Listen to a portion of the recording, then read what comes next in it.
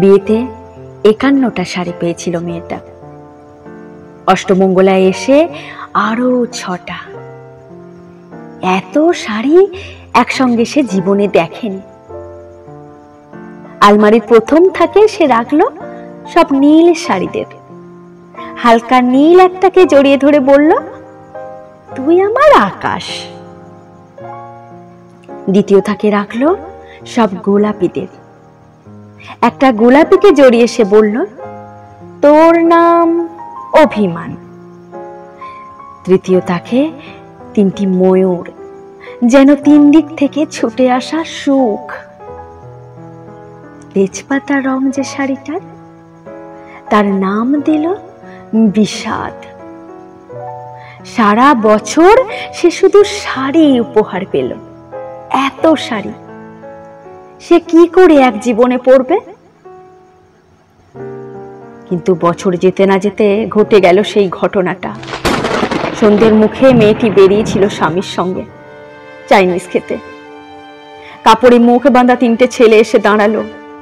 স্বামীর তল পেটে ঢুকে গেল 12 ইঞ্চি, ওপর থেকে নিচে, নিচ থেকে ডান দিকে, যাকে বলে এল। পড়ে রইল খাবার।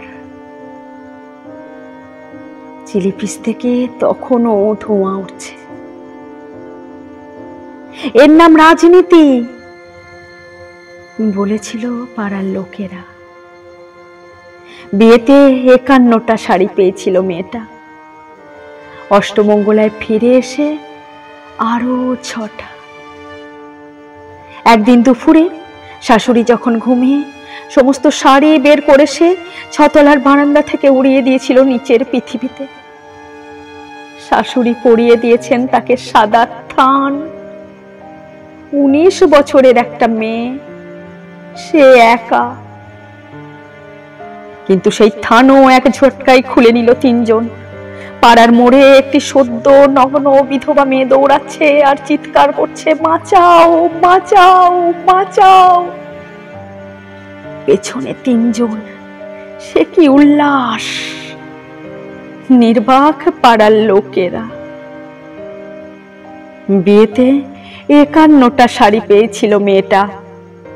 অষ্টমঙ্গলায় ফিরে এসে আরো ৬টা।